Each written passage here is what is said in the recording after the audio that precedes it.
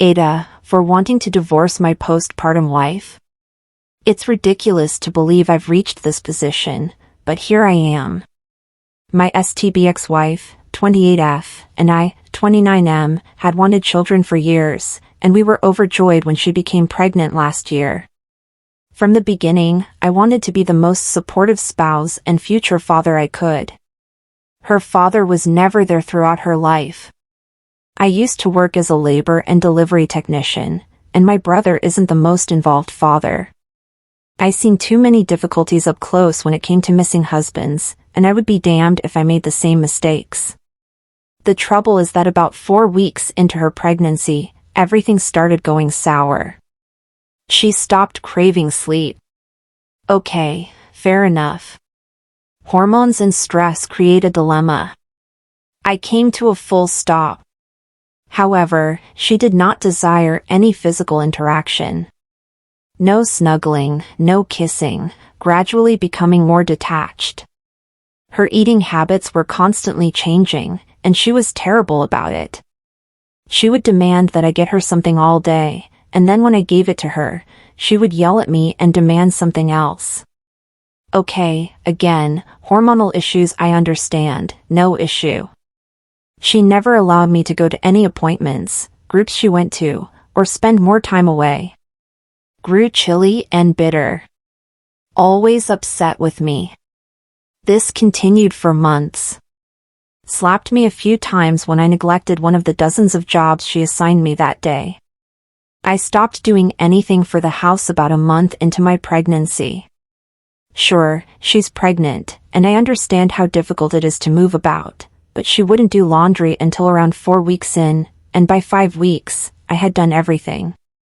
I am also the main source of money. I barely sleep. I am running on fumes. Made me sleep in the guest room. Would always try to pick fights. Never once did I raise my voice, hand, or tone. I sat there and repeatedly convinced myself that this wasn't her and that everything would be worth it. She did not want me to make any baby-related decisions. No name, no work in the nursery, nothing. 1 month before she gave birth, she raged about how useless I am, how I don't do anything, and how she is living with her mother. She refused to allow me fetch her anything, come check on her, and threatened to divorce me and obtain a restraining order if I even phoned her. A few weeks ago, I learned of my son's birth through a Facebook post. She shared it with her mother and some family members. It literally broke me. I tried to go to the hospital for a visit. They made security force me out. After months of constant hostility, fury, and abuse, I'd had enough. I'm probably not even on the birth certificate. I made a new account, and all of my deposits now go there. I stole half from our shared account. She never bought baby goods ahead of time, who knows where that money was going, so now that she has to buy supplies for our boy, she's used up every cent. I've hired a lawyer. The house is mine, and I am the only one who has spent any money on it. I sent the rest of her belongings to her mother's place. I am demanding a paternity test. I'm not spending another penny till I know it's my son. I am totally divorcing her. She elected to stay at home. If she cheated, she'd be screwed. Her mother has enough money for a few of weeks, but not for full-time support. If he is my kid, I will surely exercise my rights as a father in a relationship. Last week, my STBX called. She was almost hyperventilating. She wanted to come home. She was crying because it was all a mistake. She isn't residing with her mother. She is at a friend's place. She wants to come home. She wants our son to be with his father. I told her I didn't think he was my son. Why the kick would she do this if he is? Show me a paternity test, and I'll do everything I can for him and him alone. She wants to meet at a park tomorrow so we can discuss. I agreed, so I could finally tell her what I should have spoken months ago. My parents hope we can reconcile, but they completely understand if I don't. My brother is a deadbeat jackass, so I don't care what he says, but my sister believes I should at least listen to her. Was accused of financial infidelity, spouse was actually cheating. I'm not sure if anyone remembers, but I wrote a series of postings earlier this summer, real links are in my profile, about whether I was the AH for purchasing an expensive gaming PC, desk, and chair with my own fun money, which resulted in my husband accusing me of financial infidelity. Later, he told me that the real problem was that he was dissatisfied with my job, senior software developer, but not on the executive management track, my relatively casual appearance, not dressing up in dresses, makeup, and heels for dinners at home, and my failure to cook extremely elaborate multi-course meals every night. After a simple experiment revealed that changing these things, the cooking and appearance, at least, would not make him happy, he accused me of being low value because I was not a virgin when we met, in college, 12 years ago, something he had never mentioned before, and then admitted he was cheating with a coworker, who is now pregnant. Last I heard, he had moved in with Amy, his coworker, and we were beginning the divorce process. I'm updating again because many wonderful individuals have been dropping in to wish me well and see how I'm doing. Sorry for not updating sooner, but as soon as I returned from the spa weekend stated in my previous update, I began working with my attorney on the divorce settlement, and I didn't think it was prudent to put my business on the internet, even anonymously, with the legal concerns still unresolved. The good news is that we were able to reach an agreement fast, and everything is now in place, only waiting for the court date, which could take another few months, but my lawyer says the agreement is final. It wasn't as ideal as most of you nice people would have liked for me, but I was driven to complete it quickly. I did acquire everything that was important to me. First, the house I inherited from my grandmother is completely mine, as are all of the furnishings and other effects in the house. My retirement and fun money accounts are all mine. Otherwise, I had to give him 75% of the remaining monetary assets. Although he was not on the house's title, he did contribute significantly to the extensive remodeling we completed, as well as to subsequent maintenance, and the house has appreciated significantly in the years since we moved in. It's fine because I still have a lot of money, especially since I'm usually quite frugal and can quickly replenish my cash savings. Our agreement also stipulates that neither of us has any claim to the other's past, current, or future earnings. So, if something happens and he loses his job before the court date, I will not be accountable for any alimony. Overall, this is a great deal for me and provides a lot of security. In case you're wondering how we got this done so quickly, our state allows divorce on mutual consent grounds, which essentially allows for a speedy divorce without a legal separation time if the parties agree on all financial/asset issues.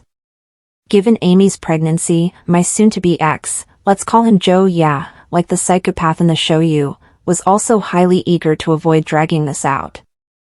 Now for the meat of this update, Amy contacted me last weekend, right after we signed all of our paperwork. She asked if we could meet and speak. Perhaps I should have declined, but I admit I was fascinated about the 24-year-old prodigy and until recently a virgin who was Joe's affair partner, so I agreed to see her for lunch. So, first and foremost, Amy is very pregnant, in her third trimester. She verified that she is expecting in mid-October, implying that the affair has lasted far longer than Joe said. Whatever, the divorce is nearly final. However, after some polite but frigid niceties, she inquired as to when I planned to leave the residence. Because surely Joe has been patient enough to give me time to organize my life. And her apartment is small, and they need space for the baby.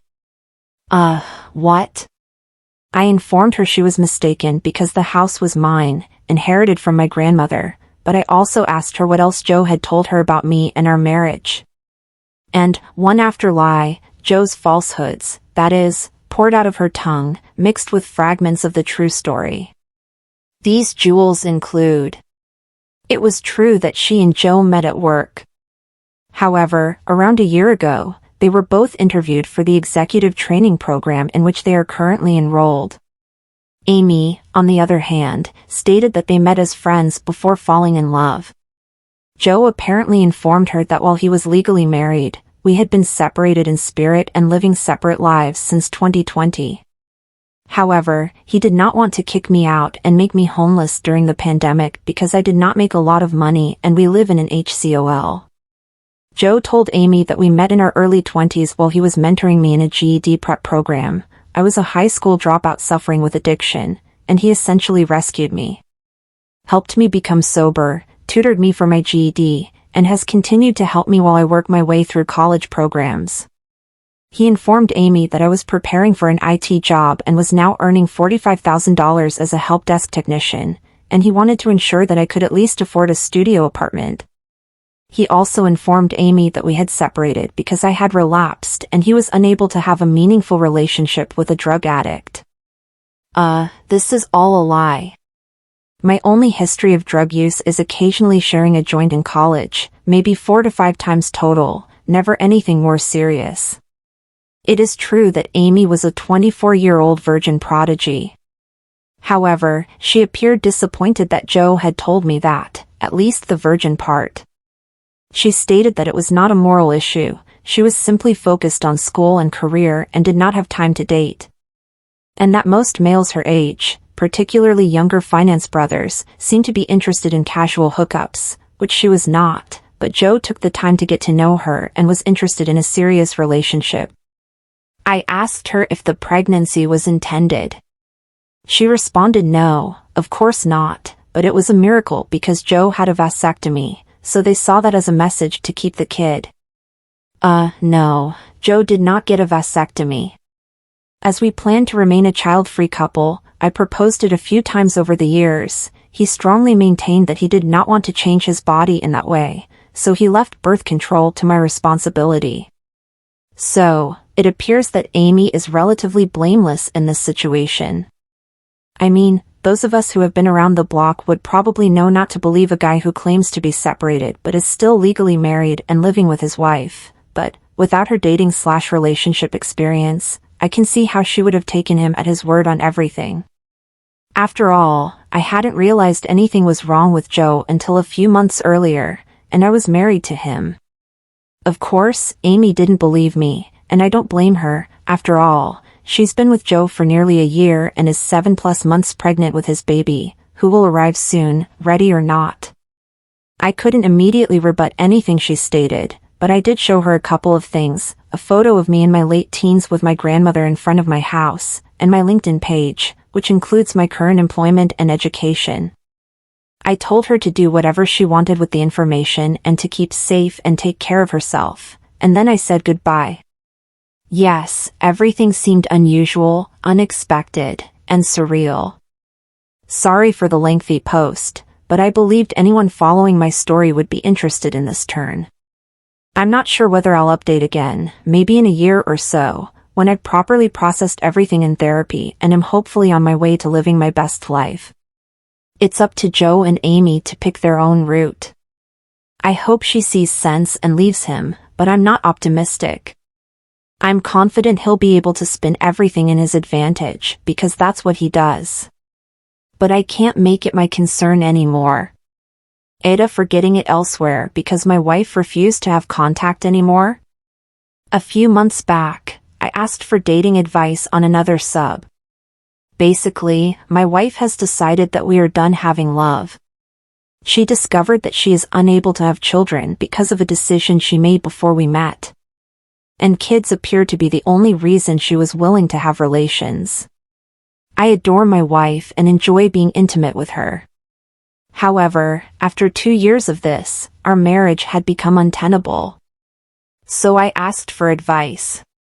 I received a lot of helpful advice and tips on how to talk to my wife. I tried a lot of it. I started going to counseling for myself as well.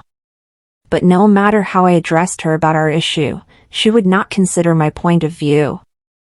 Every discussion would finish with her crying and yelling in my face, accusing me of trying to emotionally manipulate her.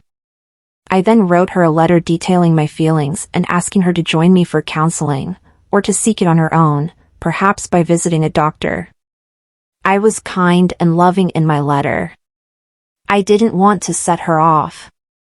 I discussed the wording with my counselor to ensure that I was not stating anything hostile that could be misunderstood. She read the letter. Then she scrawled on it with her red Sharpie. Go get it elsewhere because you are not getting it from me. Then she walked out. I sat there for about an hour, doing nothing. Then I told myself that was what I would do. We're both fairly successful at our occupations. I'm not particularly handsome, but I'm fit and a decent talker. After a while, I met someone. We started off as just friends, but things got physical. I made certain she knew I was married. She isn't interested in a relationship, so I suppose I'm a safe option for her. My wife found out since I didn't try to disguise it. She was crying when I arrived home one night. When I entered, she inquired if I was going to abandon her. I said no. She questioned if I was cheating on her, and I told her I was having love elsewhere. She said it was cheating, and I didn't disagree. I inquired what she wanted to do. She said I needed to stop. I asked her whether we would start having love. She called me an irrational asshole for thinking she'd engage in liaison with me after I cheated. I walked to my desk and took out a photocopy of the letter I wrote with her response in it. I went to take a shower before going to my room to sleep. When I woke up, she was sitting on the couch, ready to talk. She stated that she reread the letter and realized she hadn't earlier. She assumed it was simply a letter pleading for love. She claimed she'd go to counseling both alone and with me. All I needed to do was stop having love elsewhere. I stated that I was willing to put my friendship on hold until we met with a counselor.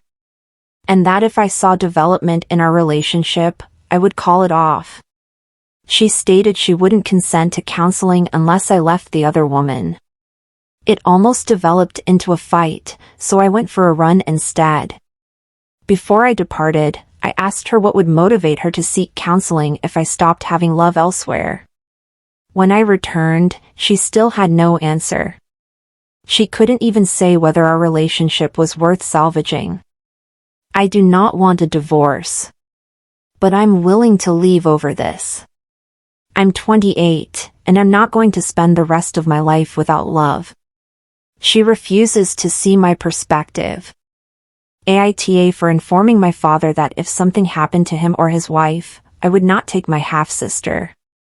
My 26F mother died a few years ago, and we discovered that my father had been cheating on her with a girl my age. His entire family disowned him and cut contact with him except for me. I guess that at the time, I wasn't ready to let go of both my parents at the same time, but over the last 5 years, I've been able to gradually let go to the point where I only see him, them, twice or 3 times a month. It's as if I have no family left.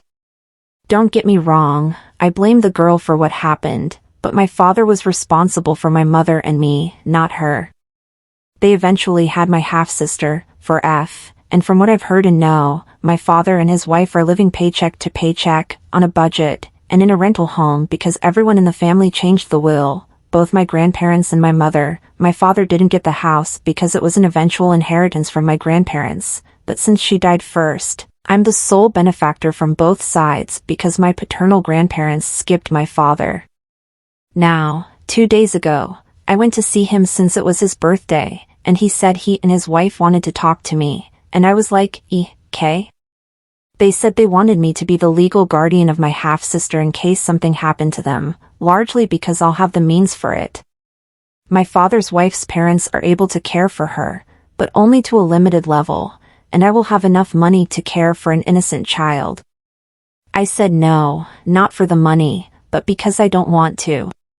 I'm not close to my sister, and I don't see or want to take care of a child, especially one who reminds me of my mother's last heartache. I indicated I was willing to pass a monthly check, similar to a child support payment, but less because she is not my child, but that was all I was willing to do. My father grieved, claiming that she was his baby and that I was able to be a nice sister as I had been raised to be, but I just laughed and said that he was no one to discuss good and evil, and that he and his wife should have considered that before cheating. His wife called me a monster and ejected me from the house. I departed. Later that night, I texted my father, informing him of my decision to entirely cut connections with him and that we would never longer communicate unless there was an emergency. He begs me to rethink, but I'm not sure whether I'm right. AITA for not allowing my sister to meet my child and telling my wife to get out of the situation? So the verdict is pretty much exactly what the title implies. However, I will provide some context. So, I, 28am, have been married to my wife for 4 years and have a 2-year-old son together. My older sister Ariel has 2 children with her spouse. She is my only sibling, but we have not spoken since my wedding 4 years ago. My wife knew I had no relationship with my sister or mother before we got together, but it's now generating an argument. We were a fairly ordinary household until my mother cheated my final year of high school with a coworker. My father moved out quickly, and I followed him. This sparked the argument between myself and my sister. My sister believed that because my mother was apologetic and it was a one-time occurrence, a claim she made that I don't believe, and was attempting to reconcile through the church, that my father's unwillingness to talk with her was somehow improper. I was 18, and my sister was 20. Long story short, my sister finally stopped speaking to my father. I haven't seen my mother since 2016, and we've only spoken once since, in 2019, when she attempted to invite herself to my wedding. She was not invited, but my sister attended out of respect. My sister did not show up, and we haven't spoken since. When my wife married me, she understood that my father and cousins were my only family. She said everything was fine, and she didn't care. So a few months ago, my wife received a call from my sister's husband, I'd never met him, who said he wanted to start rebuilding the bridge and invited me to meet their children. I said no. My sister then began sending images of her children to my wife, who in turn sent pictures back.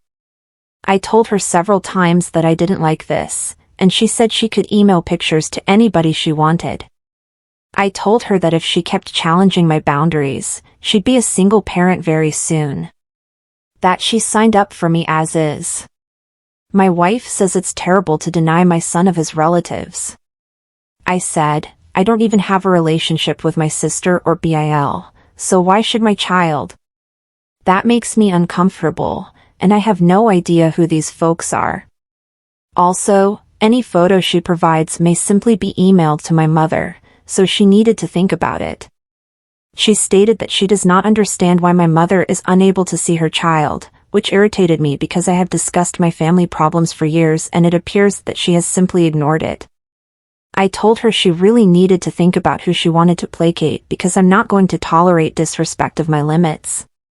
My father completely agrees with me and says I should start saving money immediately for an escape strategy. Because my wife's behavior is exactly like my mother's, and I should be able to see the warning flags now. Wibta for cutting off my mother because she wants me to divorce my wife, despite the fact that she is pregnant and it is not mine.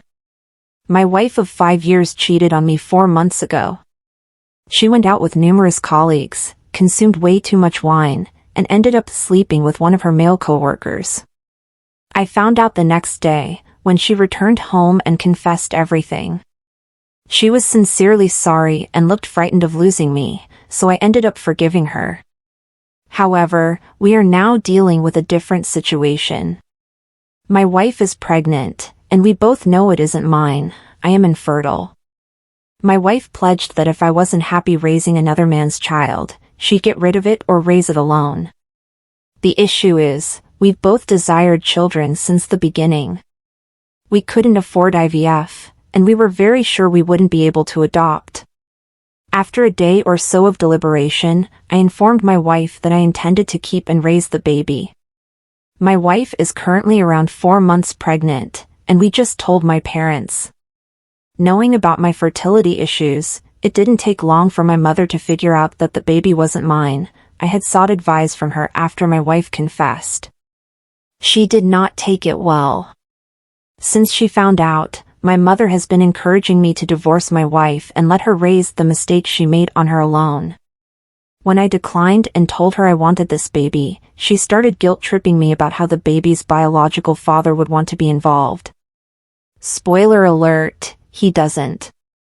He doesn't want children and refused to speak to my wife when she informed him she was pregnant. She's become worse over the last few days. She was so supportive when we discussed using a sperm donor last year, so I'm bewildered as to why she's suddenly decided that I shouldn't raise a child who isn't mine. Last night was the last straw.